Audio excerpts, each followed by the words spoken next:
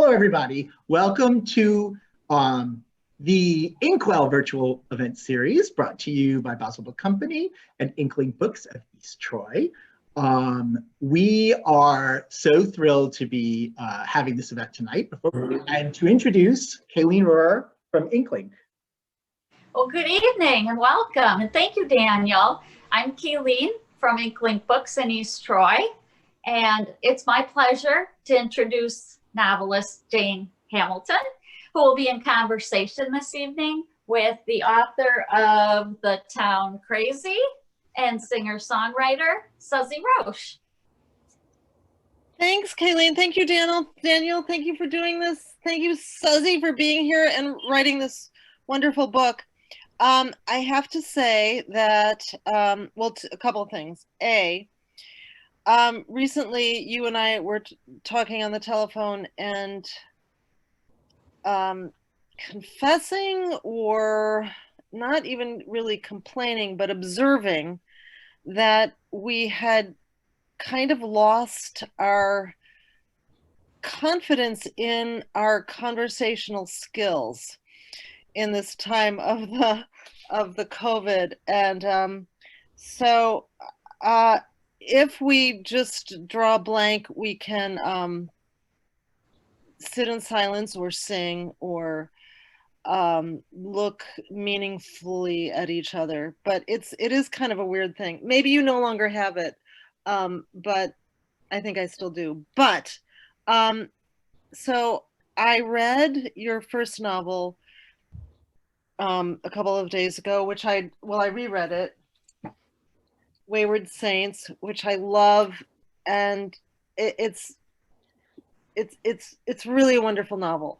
And then I also read, which I sort of hadn't realized had been published, Want to Be in a Band, a picture book for the Tots, which I loved so much, and it made me weep. And I feel like it's your entire life in, 17 pages of a picture book. And I wouldn't necessarily say it's for tots, it's for all people, but I think it's really for my age group. And I just found it deeply moving, and I really loved it. So, and then on to The Town Crazy, which is wonderful. And so I guess I'd like to start just by, because you have done so many things and have had such a wonderful, and from an outsider's perspective, a kind of magical career.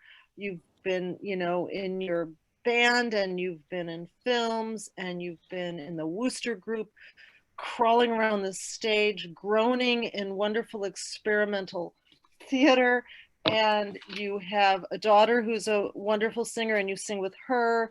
And so could you tell us a little bit about how you came to writing novels? Oh, well, I never would have expected to write a novel. It seems impossible to me to write a novel. I don't even know how I did 2 of them. But you know who it was? Our mutual friend, Meg Wolitzer, she said to me, you should write a novel. No, she didn't say that. She said, you will write a novel. And I was like, yeah, right. And I did twice. So she might have like some sort of magic, powers or something like that. But you must have given her some indication that maybe you wanted to? Well, no. She said to me that she thought I was a writer. I mean, I'm a songwriter, but she said, I think from my emails or something. Wow. Well, and then you had the power to do it. But I have to say, I mean, I suppose that most great songwriters are, writing narratives, but your songs are very narrative. If you go down to Hammond, you'll never come back. I mean, right there, you've got a short story at least. Did you write that song? I can't remember. I did not write that song. My sister Maggie wrote that song. But yeah, I think there's a lot of similarities in songs and books. I mean, novels are kind of long songs, you know, and also each character has, you know, continuing songs all the way through. So, you know, there's this definitely a similarity, but that's why I like to do, you know, the songs and the writing and the, you know, the Worcester group stuff. And I like to do a lot of different things because I think they all relate to each other. And honestly, most artists don't really cross over that much. You know, they kind of stay in their same lane. And I think that's a shame because it's great to sort of be off kilter in, you know, and try something else for a while. Well, but however, you have the talent to do all of those things, and some people can't cross over. They're just like one-trick ponies. You know, I don't actually have a huge amount of talents at all. I mean, I seriously, I'm sort of, it's just that I have one talent, and that is that I can make something out of nothing. And that's really the only thing I know how to do. And it's I don't even know if it's a talent or if it's a desperate terror thing. You know, it's like if I don't have something to do or work on, I am in a state of terror.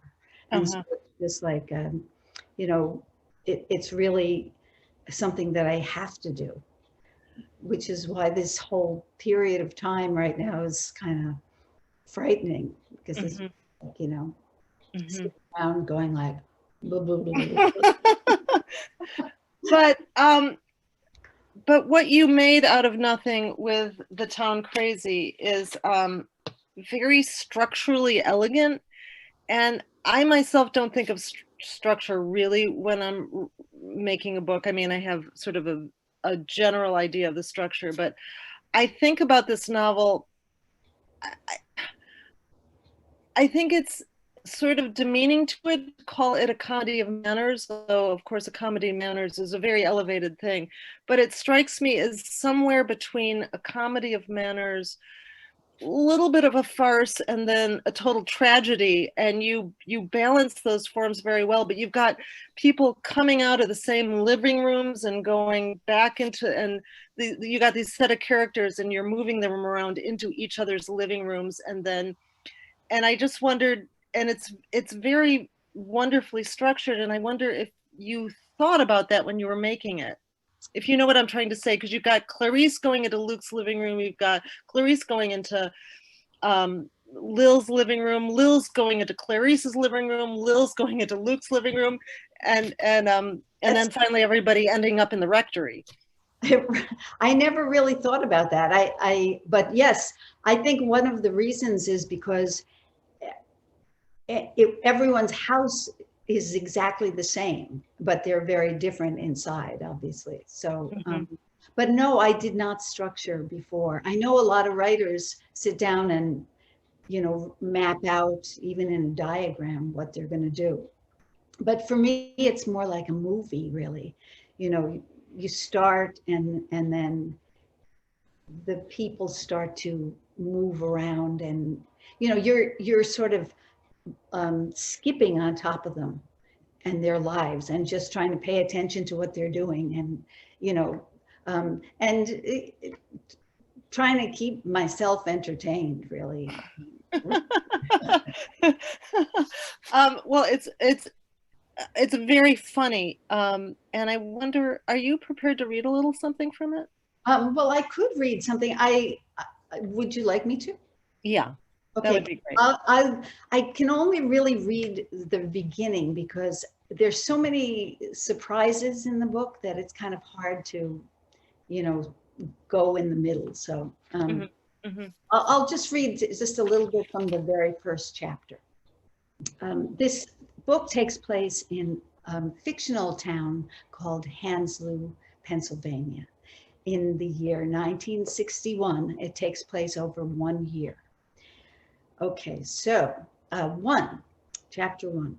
On a muggy Sunday morning in late August, parishioners knelt in the pews of Immaculate Conception, fidgeting and fanning themselves with church leaflets, while Father Bruno lifted the host toward heaven and droned on in quiet prayer. Lord, I am not worthy. Jim O'Brien, who for the past few months had skipped church, was taking his 7-year-old daughter Alice out for a drive. They didn't get far. He turned his green Impala onto the post road, pulled into the empty A&P parking lot, and shut off the engine. It was only 10:30, and already the sun blazed in the sky. Despite the heat, Jim rolled up the car window when he spotted the stranger Luke Spoon over by the entrance to the grocery store. He'd heard about Luke Spoon, moved here from New York City. Some of the guys at Flap Dogs had mentioned him just the other day, and not in a good way. Spoon was with his young son, and Jim watched them with interest. "That boy is Felix Spoon," said Alice. "He's the one who peed on the floor during morning prayers last year." "Peed on the floor? Why?" Jim squinted for a better look. "I wonder what they're doing over there. Don't they know that stores are closed on Sunday?" The father and son were peering into the A&P, cupping their hands around their eyes and pressing their faces against the window. "Weird," said Jim. "Best to steer clear of those two." Alice said nothing. Soon Spoon and his kid wandered away from the store hand in hand. They crossed the parking lot and disappeared down the road. When they were out of sight, Jim got down to the business of this drive. A slender, fair-haired, soft-spoken man with a recently ballooning paunch the size of a basketball. Jim was the kind of father who preferred silence to conversation, but he knew something had to give. He had to give. He clenched his hands around the steering wheel. "Alice, we have to have a talk about Mom." Letting out a long, slow sigh, he chose his words carefully. "Your mother has developed a problem." "Uh-huh," said Alice, her eyes widening. "I know. She has a sort of disease, a disease of the soul." Jim looked over at his daughter, who sat poker face beside him in the front seat. Her orange pigtails were lopsided, one much bigger than the other. A leg of her shorts was stained with chocolate, and her shins were dotted with red mosquito bites. "Your mother is sick," he said, as if she hadn't heard him. Alice didn't move a muscle. "Is that why we don't go to church anymore?" Leaning his forearms on the wheel, Jim put his head down and wondered why everything had to be so hard. In no time, his shoulders heaved up and down, and he uttered a series of stifled cries that sounded more like sneezes. When he glanced sideways at his daughter, he saw that she was staring at the dashboard where the small plastic statue of St. Francis, attached by a suction cup, sat atop a coiled spring. "Don't cry, Dad," she said. "I'm sorry I'm crying, but it's a relief." As he pulled himself together, Alice picked at a small scab on her knee. "Alice, honey, it's not your fault, and I don't want you to worry about it. It happens sometimes."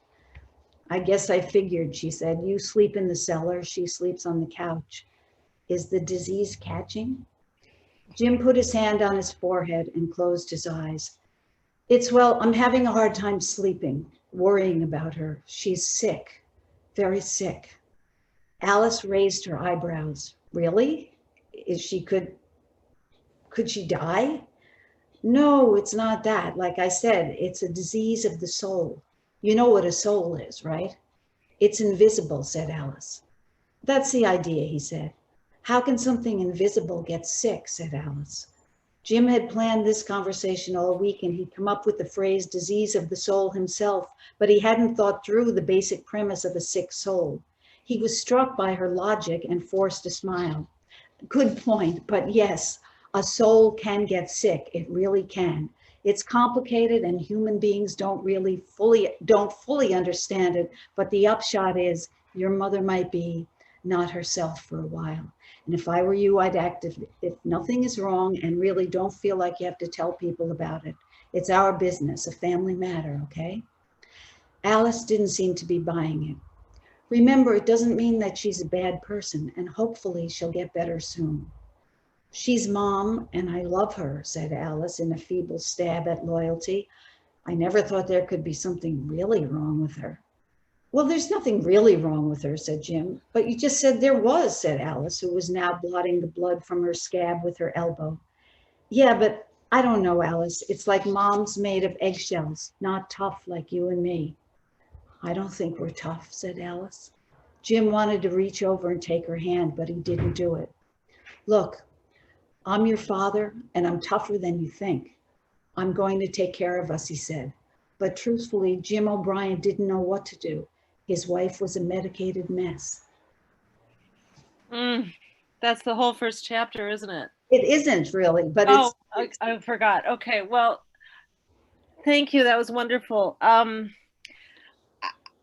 Well, one thing I want to say is that the town of Hanslow and Swallow from Wayward Saints are not only in the same universe, they seem kind of in the very same locale, and that the characters could visit each other in their houses in the towns that are both of those towns, which is what I'm trying to say, is that the small town life seems like, in the moment anyway, is your material.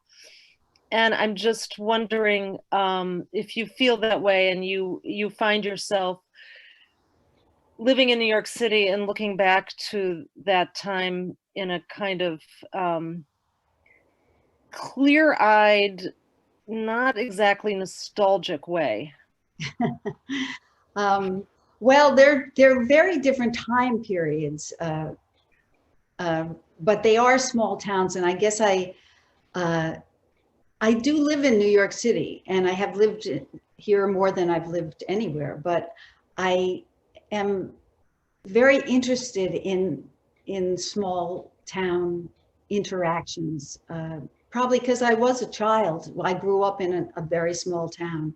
But I have, this book really came out of two things. One was I've always had a fascination for the poet Anne Sexton. And I think she's particularly interesting because she uses images of housewives in her poems. And she's very funny too. And she also writes a lot about animals, and but she's taken seriously. Whereas the world and universes of housewives are usually not taken seriously.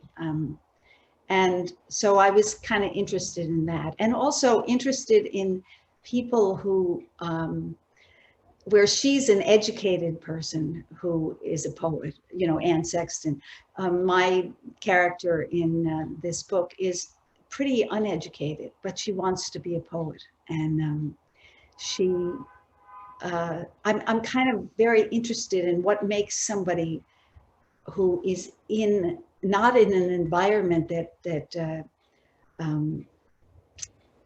encourages that kind of thing. What makes them think that there is that kind of an existence for them?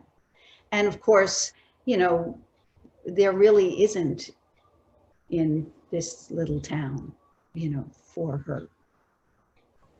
Well, she gets a poem published in Redbook, which back in the day was the big time. Yes. So she's done very well. And everybody tells her to get out, which is interesting. I mean, many people do tell her to get out, including Sister A. Well, yeah, everyone's telling her to get out for different reasons. You know, some people, it's just she's different, you know, and there are other characters also who are different. And a lot of them, there's a lot of nuns in the book also. And one thing that is true about me is I spend a lot of time in the convent, as I grew up Catholic, and I really wanted to be a nun, and I you know, spent a lot of time with the nuns. So when you say that, do you mean you were in Catholic school, or did you scrub carrots for them, or what? Did you work for them? I would go over to I had two nuns in particular who were friends of mine, you know, who kind of took me under their wing, and they were very different. And they would bring me over to the convent, and I would do things, you know, set the table and stuff like that. And so I got to sort of see a lot of what went on. Now, the nuns in my book are not like the nuns that I knew. That's the thing. None of the, you know, obviously none of the characters are real, you know, but there's something about it that's familiar to me, you know. And of course, Sister A, oh, go ahead, sorry. Well, just now, though, all the people in the book are like real people. They're more real than I am, really, you know, how that goes. Yeah, I think that Sister Annunziata is just one of your great characters. And I just wondered, just if you could read just the one paragraph that describes her. Let's see, where is it? Blah, blah, blah, blah, blah. Oh, it's on page 23. After Felix, there's the line, one of my favorite sentences: "The boy examined the nun closely." But the description of her just made me so happy. It's such a beautiful, evocative description. Okay, shall I read that little bit? Yeah, please. The boy examined the nun closely. The sister's eye was gray as the cloud, and although he found it mesmerizing, he couldn't look at it for very long because the rest of her was so intriguing. Oh, I think you have to say that she only has one eye. She has a patch on her other eye. So he couldn't look at it for very long because the rest of her was so intriguing. She appeared to him like a bad person in a fairy tale, but he was not afraid. Her giant rosary beads, which usually swung from her black woven belt, sat in her lap, and she held its crucifix with thick, knobby fingers. Her shoes, poking out from her heavy underskirts, were like black mounds, and their heels were worn on one side. A musty smell emanated from her robes, and her wrinkled forehead seemed pinched under the starched white coif. She sat like a cupcake box under her long black veil. She had a perfectly awful face, lined and puffed with age, an extra large nose, and the wondrous black eye patch that was frayed on one edge. Thank you. That's a great description. She's so, I think she is very wise, clear speaking, force of good in the book. But I also think of you as the writer looking down on your people with, although they are, some of them are terrible in their own ways, you are watching them do their antics with sympathy. Well, I mean, I'm sure you probably feel the same way. I mean, I love them. I love all of them. You know, I feel for them. I really do. And it's very much like life, you know. People are just ridiculous, you know, and behave ridiculously, and then they behave badly. But you just feel for them, you know. I mean, even Clarice, who is the wicked, voluptuous, beautiful, cool girl. She's kind of the eternal cool girl who does very bad things. You have sympathy for, and I love that little moment where she remembers having to tend to some handicapped children in her youth, and how she really didn't do a very good job of it, but she felt bad about it. Do you think that, I mean, in some ways it seems like you're exploring that time in terms of the limitations that women in particular felt in the 60s, but Clarice seems like she's a woman of all time. And I mean, do you think that the Clarice character, if she was teleported to 2020, would be much different or behave very differently? Well, I think what's different, and one of the things that I really wanted to put in the forefront, was that people are not Catholic in the same way that they were when I was a child. The sort of currency of life was, you know, crucifixes and statues and holy medals and nuns and priests and church, and so all of the power plays were going on in the context of that kind of Catholicism, which I don't think is the same right now. I think it almost seems ridiculous to people when to actually, when I think of the amount of power that the Catholic Church had over everyone, it just seems almost absurd, you know, and not particularly the way it is now. Mm-hmm. But yeah, I think the dynamics of Clarice and all of the characters could happen right now. And I do feel like it is, the book is, I mean, there's a lot of, you know, kind of funny things in the book, but it's not funny.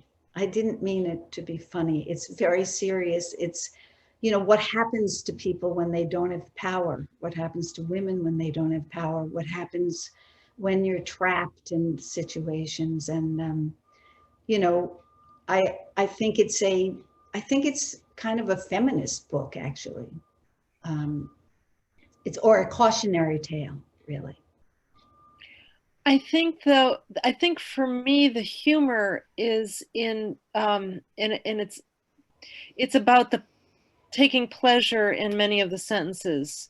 There's just a feeling of, so maybe humor is the wrong word, but when a sentence or an observation is so right, there's a deep enjoyment in that. And certainly when Luke has sexual congress with Clarice and says "Yowza," I mean, that's funny. And her looking at Lil and saying that she couldn't really find Jesus in Lil's face, even though she knew she was supposed to find Jesus in people's faces. I mean, there's just all these little touches that are very droll. And to me, there's a kind of a deadpan tone that you are relating it, which I have to say I find funny. But it's also very tragic. And Alice is maybe one of the saddest children in a book that I've read in a long time. Well, the children, there are a lot of children in the book, or really 4 main children. And I really wanted the children to be real, because another thing was that I was a young child, very young child during the time of 1961. And I don't remember my childhood very much, you know, but I do remember being terrified.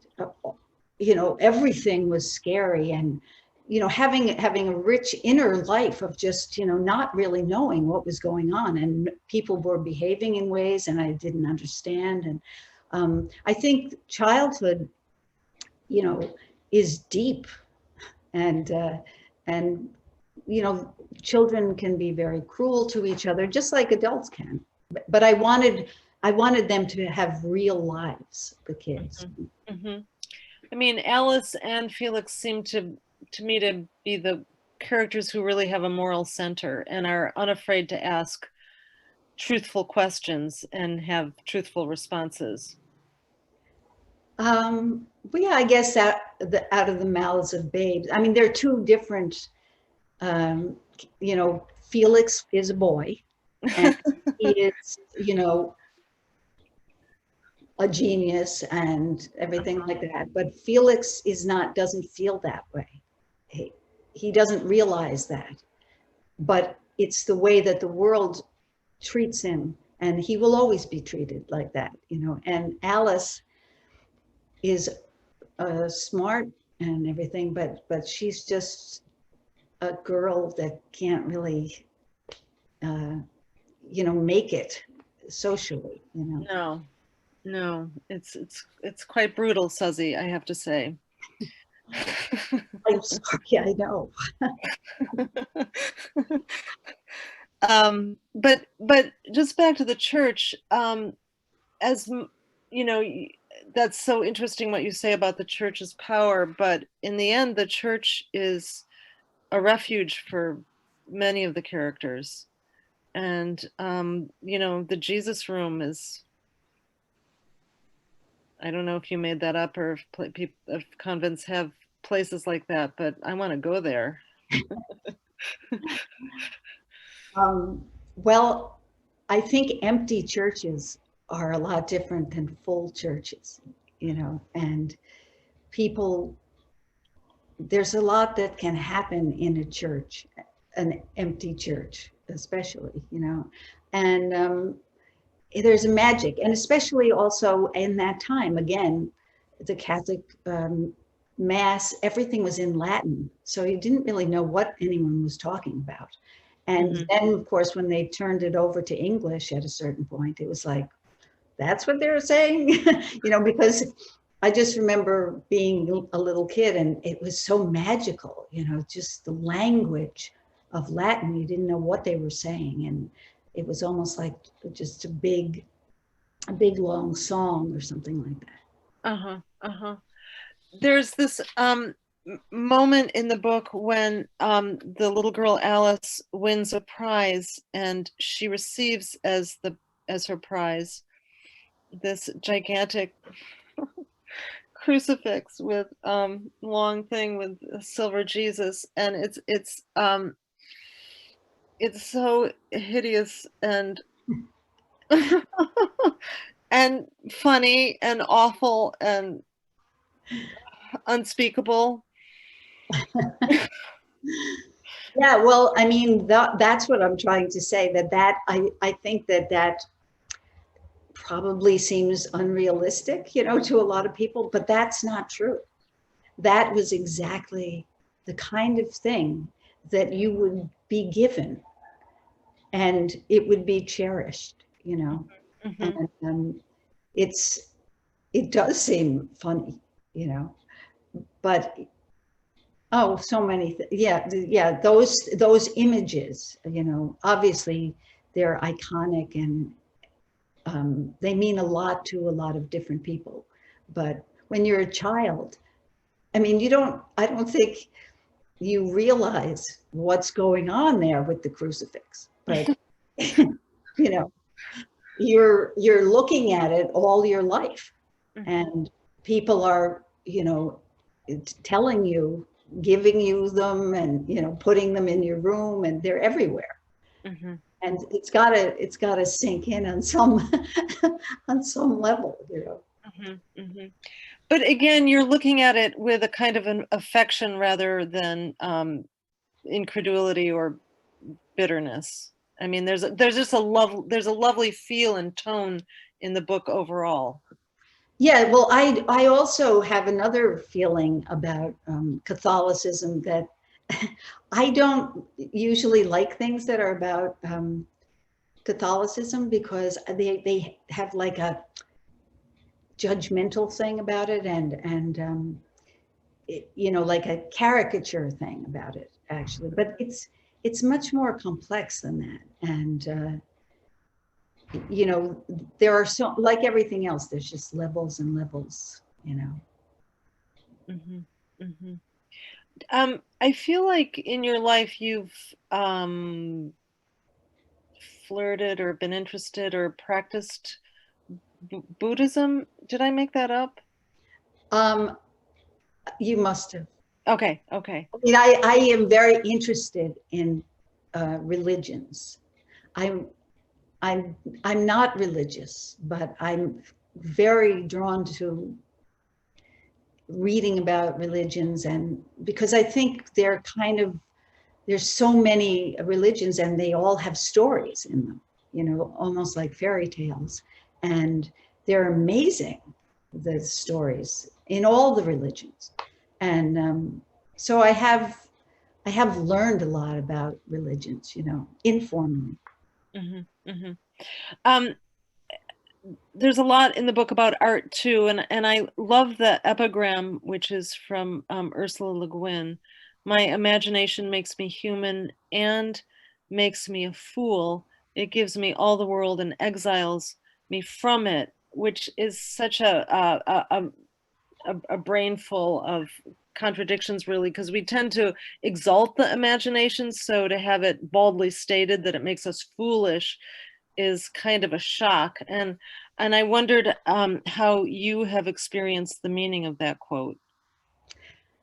Well,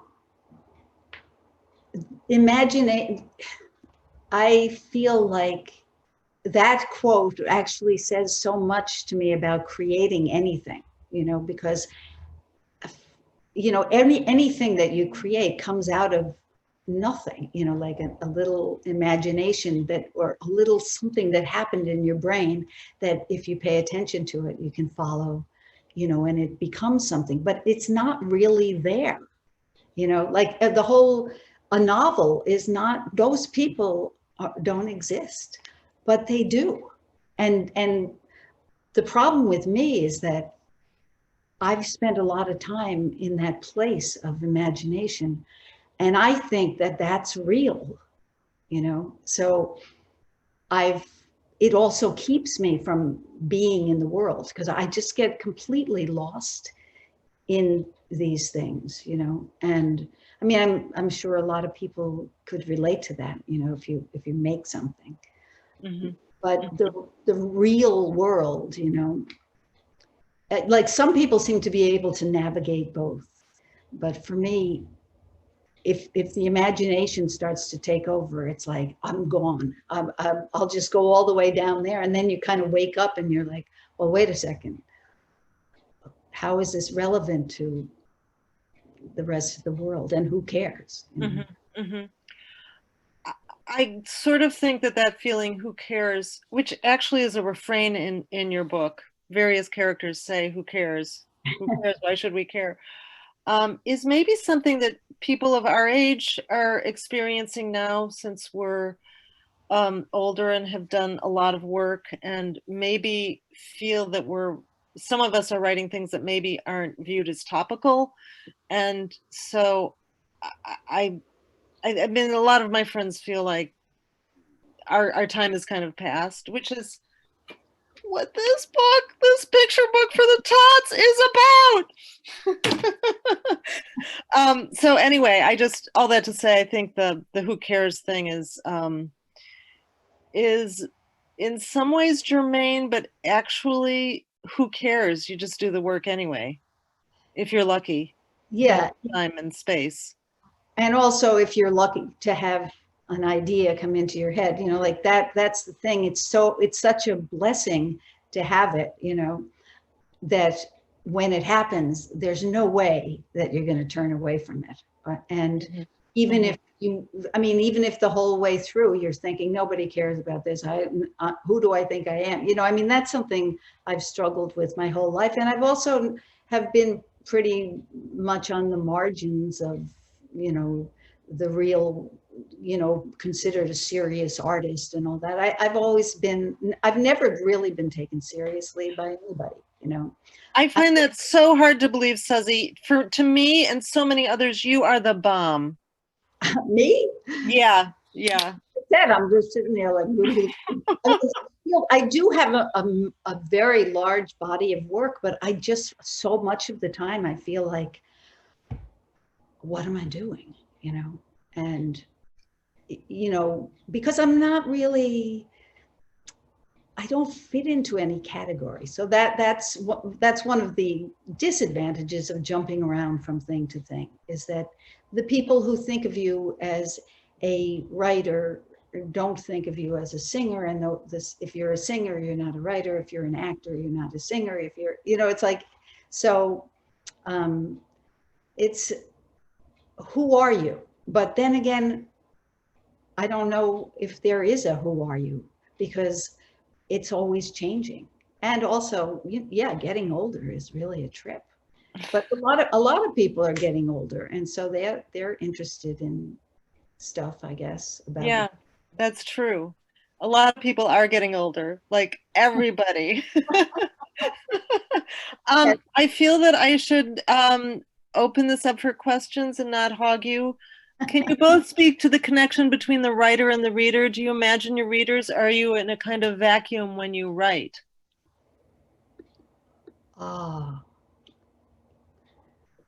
I feel that there's somebody out there who would get it.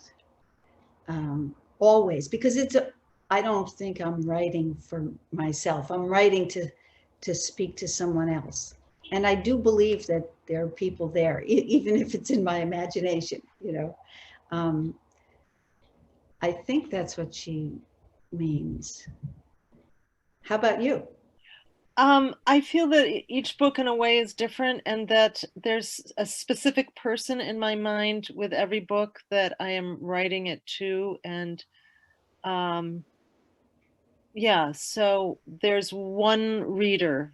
I think of one specific reader, and I have always been perplexed by this idea that, you've got to write for your readers, because the readers are so varied in their appetites and concerns and interests. And this idea that you could, target this thing for a pile of readers just seems, I mean, I think there are, of course, people who have done that very successfully, and they have, a great audience, but I've never been able to imagine, the readers. I just have the reader. And sometimes the reader is just me also, I think, too. But Well, yeah, there's also the characters too that I feel like there's a dialogue with, like how are they communicating with you, and what are they trying to get you to say about them and each other, and the overall like thing that you're trying to get off your chest basically by writing it. It's like you calling out to the world, can someone hear me, about this, one thing I also feel that you're very good at is endings. Your books end very well. Oh, that's I think endings are very difficult. yes. You don't want to sew it up too much, and you want to leave some, but you want to satisfy, you want to pull the threads together. Yes, it's such a weird feeling when a book ends and you're like, what? I that's a huge compliment. So thank you. I'm glad to know that. I think, let's see, oh, here's some more questions. Are you confident in your characters to develop as they wish? Yes, I am confident in them. I really do feel that they are driving the car, I mean, I walk around thinking about them and think, oh my God, they'll go, look at that. Now look at what she's doing. And oh, that would be amazing. And, so I do listen to them very much because, of course, especially in this book, they all have to really interact. It's like a little puzzle, really. It is. It is. Oh, I also sometimes thought it was a dance, the way they were going in and out of each other's houses. It was like an English country dance. Oh, I just had a thought that went out of my head. Well, I would say also that both books, and maybe a little bit more with Wayward Saints, is that you braid together all of these characters who aren't necessarily known to each other at the time that their stories are being told, but their lives are braiding together throughout the thing. And again, a way that feels like you must have planned it structurally, but maybe you only realized there was a structure when it was done. I don't know, but it seems very, it was very complicated, and also it flowed seamlessly. That's great. Well, it's kind of like juggling. Have you ever juggled? I learned juggling from the Flying Karamazov brothers. Do you know who they? Oh yeah. Wow. They taught me how to juggle, me and my sisters, and it's a whole philosophy, and you got to keep all the balls in the air, and they all are relating to each other at the same time. So it's kind of like that. Is that what you mean? Kind of, but Suzzy, wow, how long did it take you how long did you study juggling? Well, only once.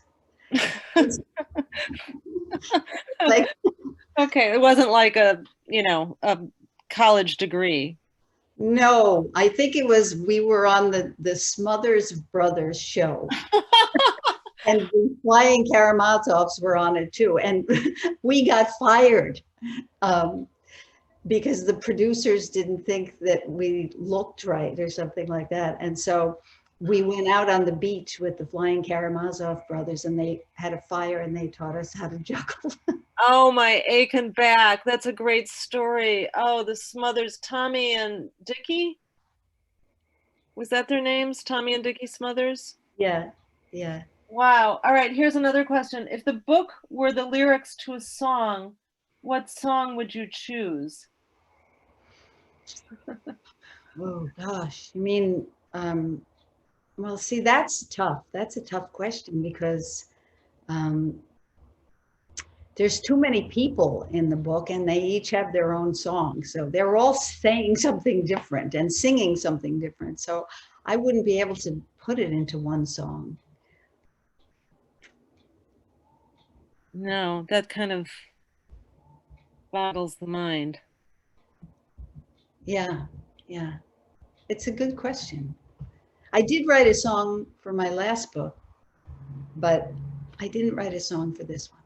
Does the song that Sister A sings in the churchyard, is that that's a real song? Yes, it is. It's actually it's a Shaker song. Oh, For spiritual. can you sing a snatch of it? Or is that? I forget what it is actually. Okay. I see. I also did performed a Shaker show with the Worcester group, so I know a lot of Shaker songs too, and they're all very similar, but so I can't remember exactly which one. If you were in Wisconsin at Kayleen's store in person, she has these dinners with the author, and they're very wonderful. They're called the Read and Feed. And there's many courses, and in between the courses, there's conversation, interview, and so forth. And they, the chef cooks food from the novel. And I was trying to think of the food that would be at your dinner. Ooh, there is, I know. And I couldn't remember what is Mapo? Mapo is like sort of a box of oatmeal that has like, you know, probably has all sorts of chemicals in it and stuff. They're also in the book, there's some fish sticks. Fish sticks. And what's that stuff? Aspic. Oh God, tomato aspic. Yeah, awful. And there's the wonderful food, though, at the rectory that finally Felix has kind of a square meal. Yeah, yeah.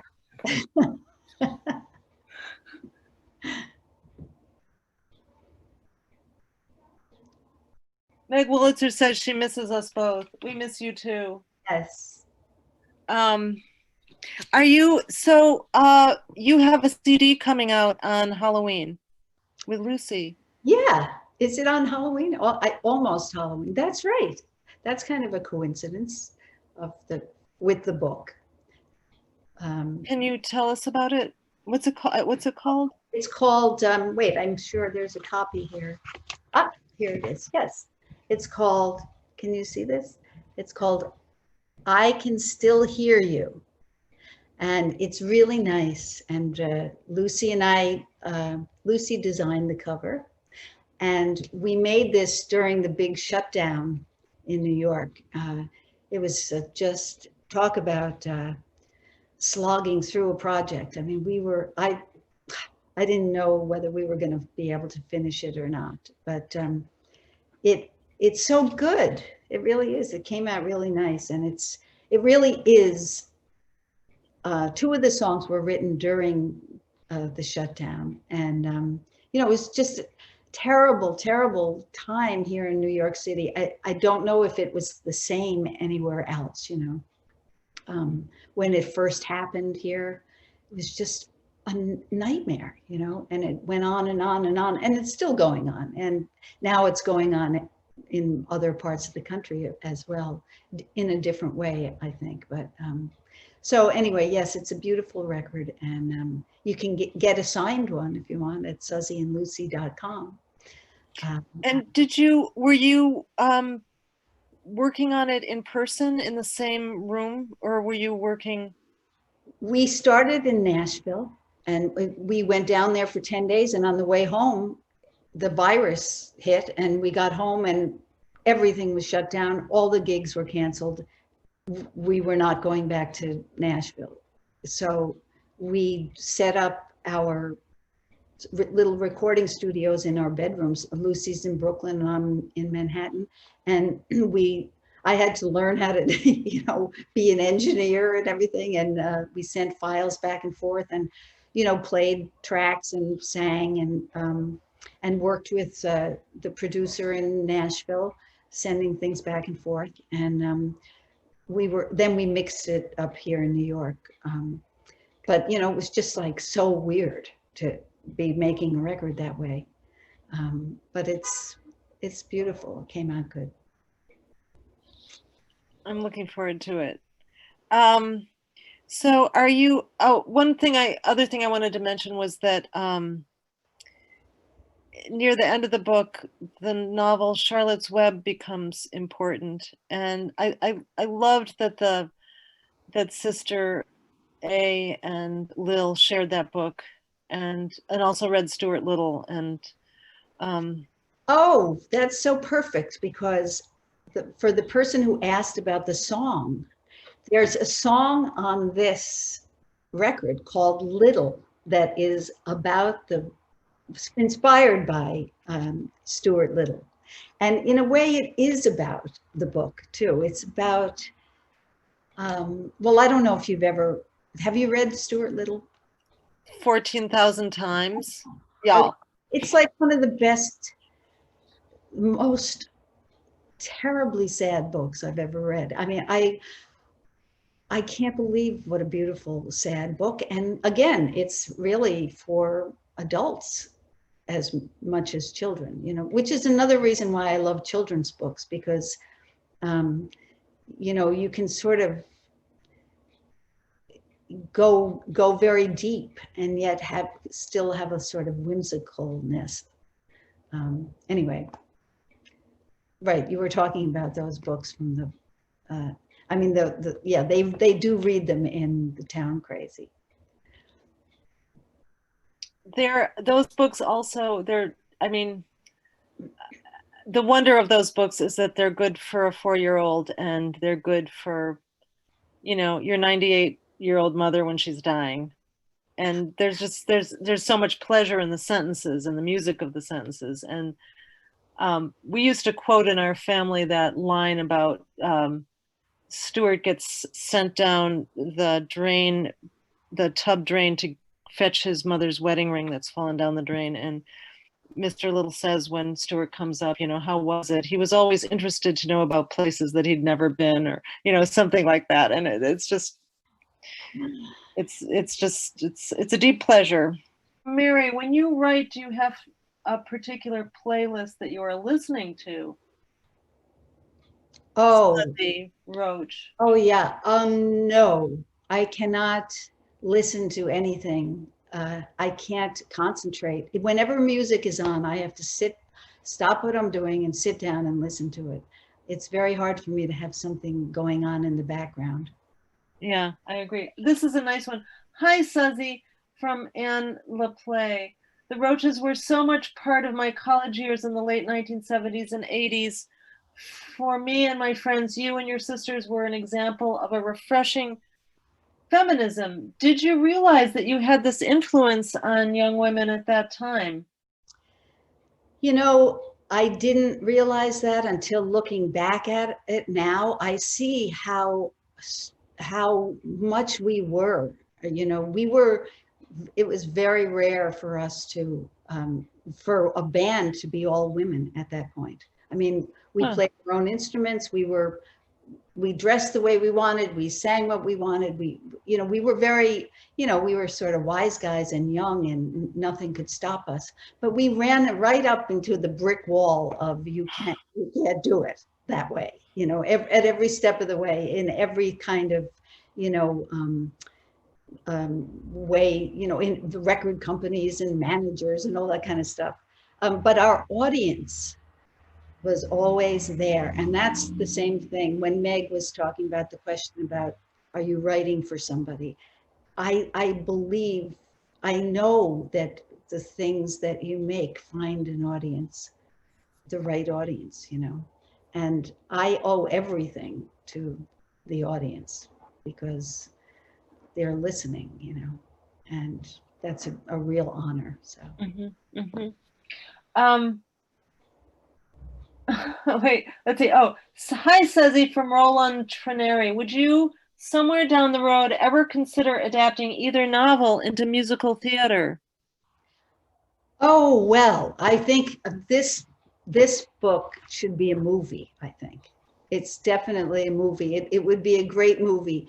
I wish I could think, I don't know about young actresses at this point, but, I think that there's such great parts for women in this book, and also for men and for kids.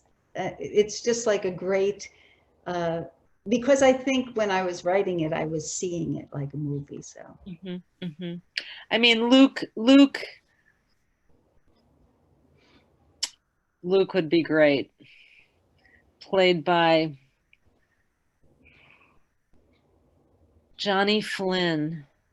Do you know Johnny Flynn? I don't know who that is. He's a British folk singer and an actor. He's your alter ego over in Britain. And he played Mr. Knightley in the latest rendition of Emma. And he is delicious. I'm just saying. For one thing, I'm just going to say, if it were a musical, Sister A would have some great songs. Yes. All right. Well, I think that about winds it up because it's about 8 o'clock. But Suzzy, thank you for being with us.